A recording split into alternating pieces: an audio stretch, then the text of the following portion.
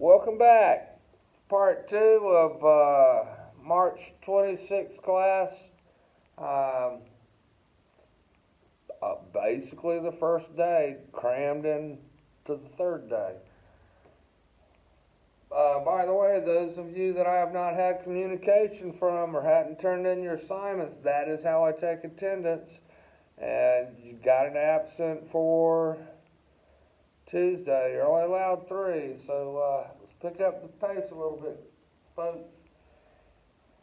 This is going to be primarily just a lecture thing. That's why I set the camera down and you won't get seasick anymore.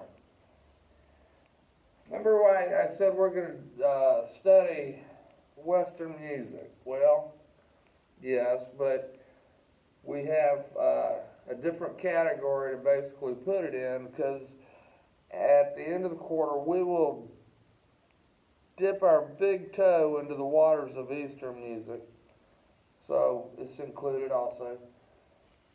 But let's say all these cinder blocks, this whole room is made up of cinder blocks. And every one of these cinder blocks is an element or an aspect of music. We are going to study one cinder block's worth. This is music appreciation. I think it should be called music understanding. For instance, 4 minutes and 33 seconds. Most people probably don't appreciate it. But if you can understand that there were sounds contained in that time limit, you understand it's music. But you don't have to appreciate that. There are 3 main types of music. Type number 1. I've got to come way over here because I'm going to take this whole board. I'm going to call this types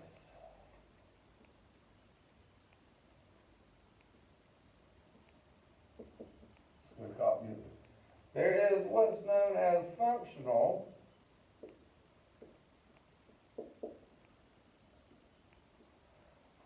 music. And what functional music does is it's a signal to the audience, congregation, crowd, whoever's hearing this music, that something is required to be done. When you hear the music, here comes the bride, da dee da da, dee da da da da da da da da. The congregation stands up because that song is announcing, here comes the lady of the hour. You need to stand up and honor her. Or for kings coming in, you hear, that means stop what you're doing, turn around, here comes His Majesty. So this is functional music, and some characteristics of functional music are, A, I need a better, let's see if red works. It might be easier for you to see anyhow. Ceremonial, yeah, that's much better. ER.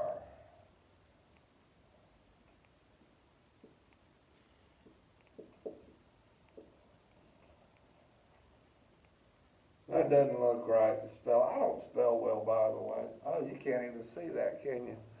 Or maybe, let's turn this a little bit. There we go. Okay. Ceremonial. Such as dee dee dee dee dee dee dee. That's the graduation march, and it's telling the audience, stand up. Here come all the graduates. B, processionals.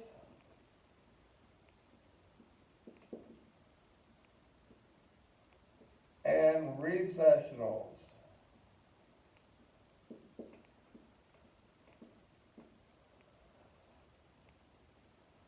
ceremonial music means it's happening at a formal venue. And another characteristic used also in ceremonial, but in other things, are processionals and recessionals. Processionals basically is the announcement of an incoming group of people, a musical announcement.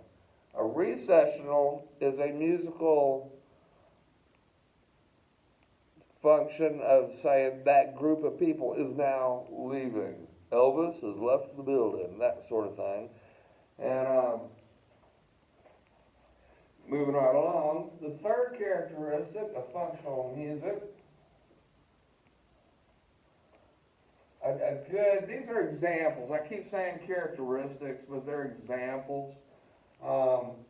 Third example would be maybe bugle calls.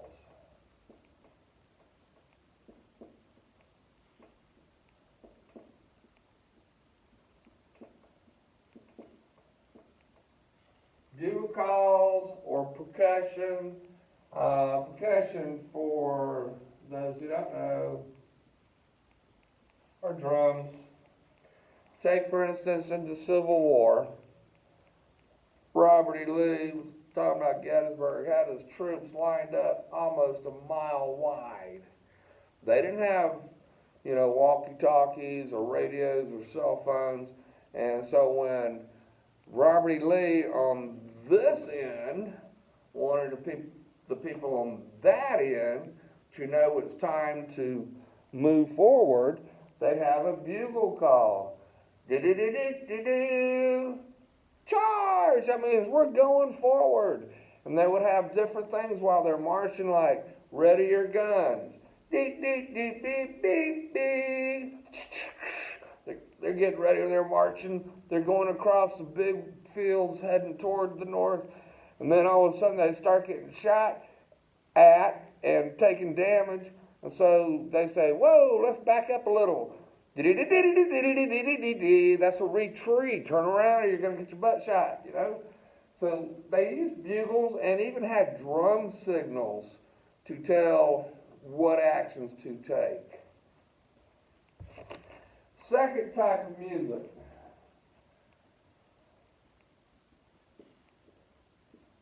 Pop. Pop music or popular music. Popular music does one of three things. The first thing, pop music relates to signs of the times.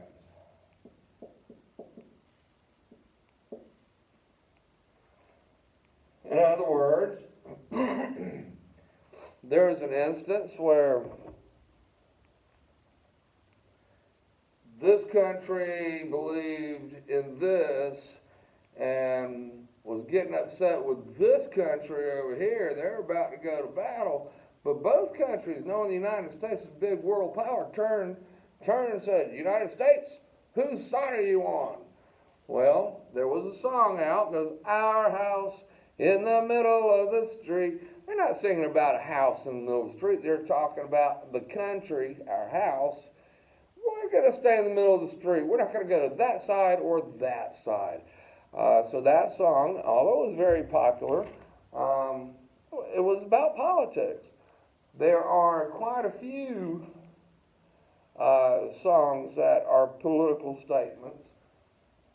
But they really don't last a long time because the times, they are changing, Bob Dylan once said.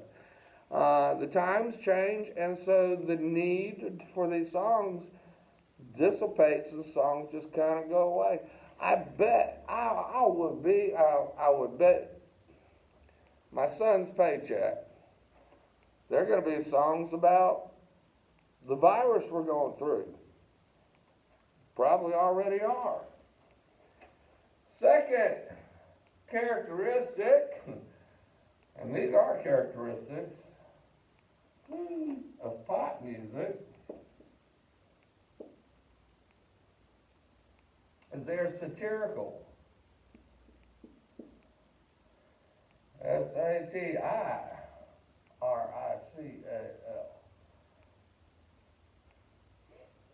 And what satirical does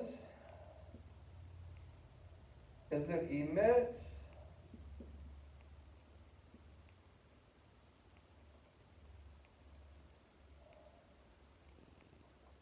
the lighter side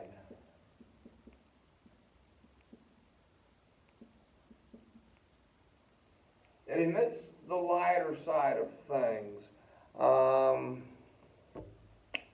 For instance, you ever watch Saturday Night Live? All their little skits, they're making fun of real life events. That's satirical. There are songs that, hey, we don't have to be serious all the time. Let's say something funny about this. I got a good example coming up in just a minute that does both of these things.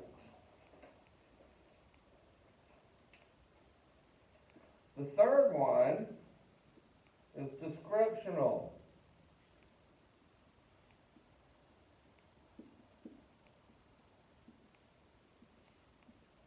It's descriptional.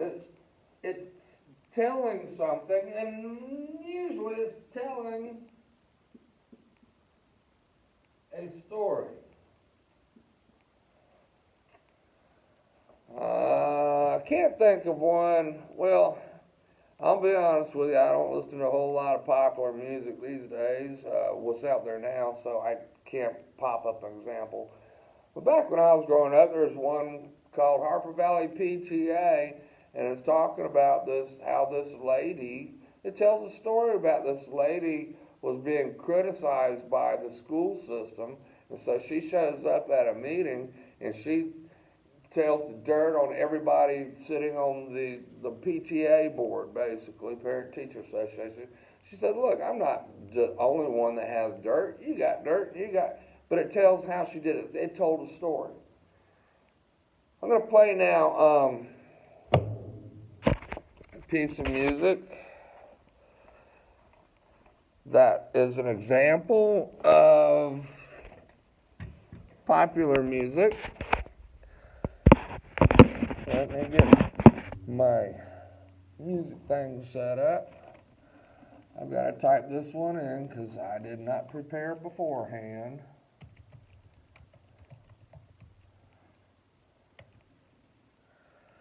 Okay, the name of this piece of music is called Short People by Randy Newman.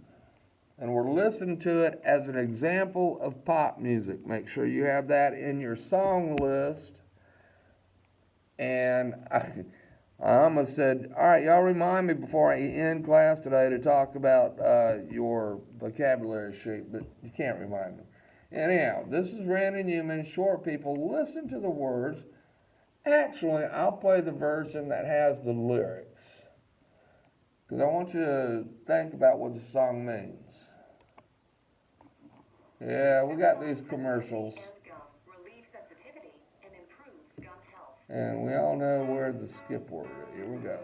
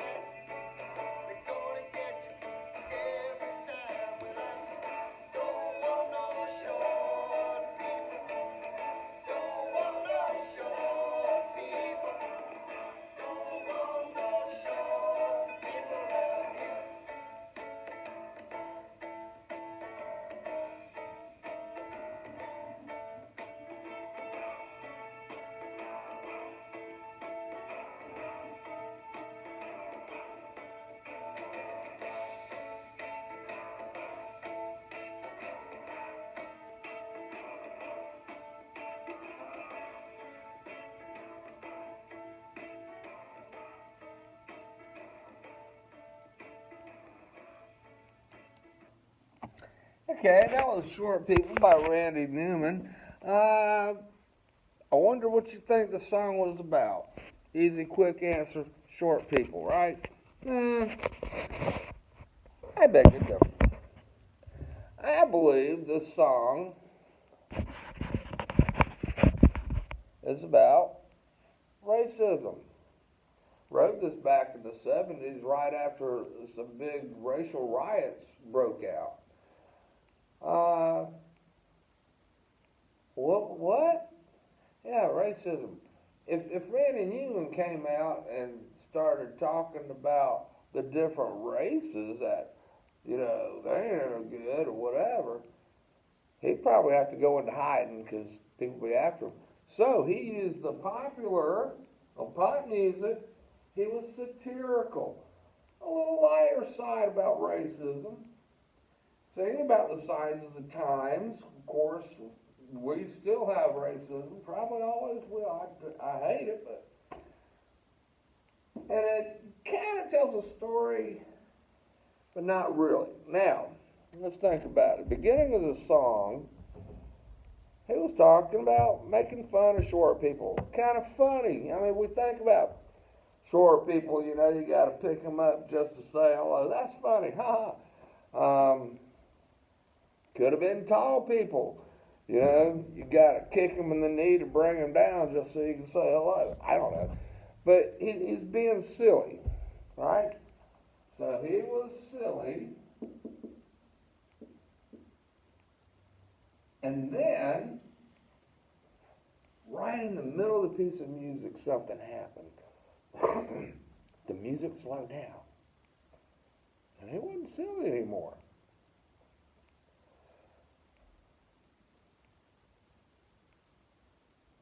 Just like you and me, we're all brothers till the day we die.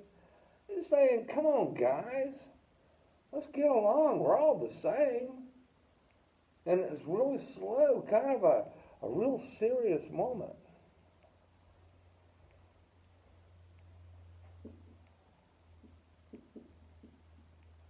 And then, after he makes that statement one time. Now remember the beginning of the song, it was silly. He did 2 or 3 verses of silly stuff. And then he did one serious statement. After that serious statement, he basically repeated the very beginning with a serious section again. This is a standard technique when you write music. Whatever you write at the beginning, you change it in the middle, and then you go back to the beginning so that when you get to the end, in the back of your mind, you're going, I remember this. You can relate to it. Even though you just heard it 5 minutes earlier, you can relate to it. Easier to sing along if you can relate to it. Now, there's 3 parts to the song. The beginning is silly. Second part is serious. Third part is silly again. So let's come up with some letters. We're going to say the first part, we're going to call it part A. Part A was serious. Silly. Part B was serious. And what was the end? It was the same as the first, so we're going to call it part A again. And this is known as form. The form for short people, we would say is an ABA form. Now, forms can, I used it in this instance to show you that the beginning was silly, the middle was serious, ending was silly, same thing as the beginning. We could have easily said the music in the beginning was happy. In the middle, it went to kind of sad, and then in the end, it went happy again. So we could say that also says we're in ABA form because you have the beginning and the end are the same and the middle is different. It doesn't have to just be the words that are the same. All right, now, bear with me. We're getting to the end. Wow, 21 minutes already. Okay.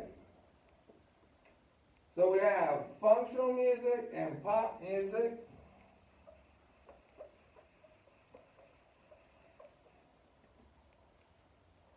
And last but definitely not least,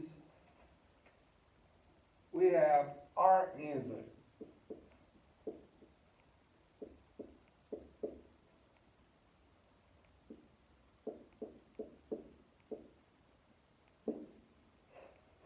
Three characteristics for art music. It is music is written for music's sake.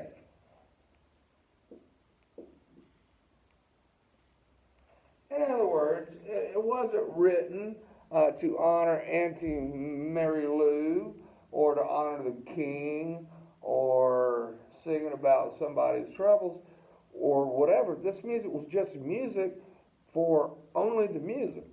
That's why you've probably all heard, this is Beethoven's Symphony No. 5. This is Wagner's Third Symphony. This is Chopin's Fourth Piano Concerto. Well, those aren't titles. They're descriptive names of what the piece is. It's a concerto. A concerto is a short song for one instrument solo. They didn't name them Lulybelle or, Fight for Freedom or Star Spangled Banner. They didn't name them that because it was just about the music. They didn't have to have a name because when you gave it a name, it boxes it in. So the music is just for its own sake, just for the music. The second characteristic for art music is the expression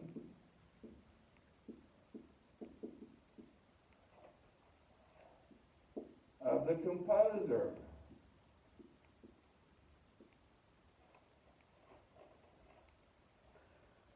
Composer's feeling kind of sad, kind of down. So he writes music just for the music, but the music's going to reflect the mood of the composer at the time he wrote it. It's kind of sad, music's going to sound kind of sad. So it reflects what the composer is actually going through in life. It is an expression that the composer wants to get out and share with people. The third characteristic of art music is for its aesthetic value.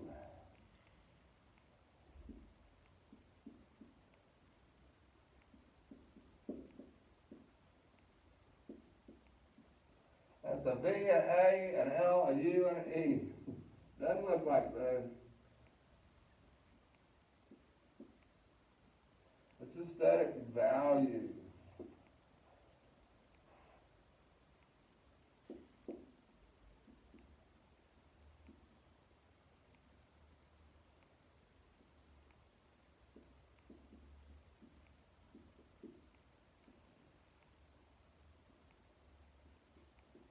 It takes you away from the moment.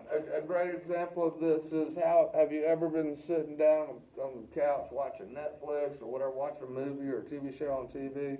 Let's say a movie. They usually last about 2 hours. You ever sit down and you're watching this movie, all of a sudden it's over, they start running the credits, and you go, wow, that was quick. It's been 2 hours, doesn't seem nearly half that. Well, that movie had aesthetic value for you. It took you away from the moment. The aesthetic value is, it was artful. It took you away from the moment. You weren't sitting there watching the movie going, gee, what am I going to cook for supper tonight? Oh, I forgot I got a load of laundry in the dryer. Got to go get them out before they get wrinkled. Oh man, Fred's coming over in just a half an hour. I got to get some supper ready or whatever. You're not thinking about life things because that movie has aesthetic value and has taken you out of your current mindset and into it. So, here is what we are going to do from here on out. A couple things. When I show videos, not all the time, in fact, short people I didn't. I just let it play by itself. But during the Firebirds week, during 4 minutes and 33 seconds. I did make comments during the video, so it would behoove you, in other words, it'd be in your best interest, to make sure you watch the whole video, because part of your assignment is going to be, what input did I have, during the video while it was playing? Okay, so you're going to have to watch it. Again, here's where the challenge is on you. Who wants to watch? I think I've got basically an hour and a half worth of video for you. I know how distracted it is sitting at home, but separate yourself, isolate yourself, so you can pay attention to this. What else? Oh, the vocabulary sheet I asked you to remind me about a while ago. Up in the Moodle Classroom is vocab, and in that is a list of the words that are commonly used in music. It's called jargon. I used to say it's the vernacular, but I've been corrected by a really smart English teacher that vernacular is different from jargon, but jargon. So these vocabulary words are the jargon that we use in music. And when you critique your own music, which is another project that's listed up there, you are to use these terms. In other words, you wouldn't say, that song was really loud and fast. You would say, the music was played fortissimo and was at a vivace tempo. And see, that's where you're learning the jargon for music. Your assignment, and I'm going to try to type it, I'm not going to try, I'm going to type it and put it in tomorrow's class. I want you to turn in, I'm going to make a turn it in thing, and it will probably be, I haven't really learned how to do this real well. I'm probably going to put the turn it in thing under next Tuesday's class description. I'm going to put the assignment under tomorrow's description, but next Tuesday is where you're going to turn it in, and that's when it'll be due, and that's when you'll get credit for being in class if you turn in your assignment. I want you to write me a short synopsis of these two videos. Also, like I said, your copyright projects were already due. Write a short synopsis of these two videos, part 1 and part 2. Tomorrow when we get together on Thursday, I'll come in. No, I've already done tomorrow's lesson. That's what these videos are for. All right, so write a short synopsis of this. It's due Tuesday, and Tuesday I'll have more videos for Tuesday's lesson. That's how it's going to work. And those Tuesday's lessons will be about the Middle Ages, when talking about long time ago. And I appreciate your time, your effort. Like I said, probably more of a challenge for y'all, because I just walked in this room and I did my lesson. Now you got to make yourself sit there and watch it. And like I said, someone said, why do I have to take this? Well, it's part of the requirements. It's your well-rounded exposure to culture and stuff. And that's about it. I'll see you Tuesday. Bye-bye.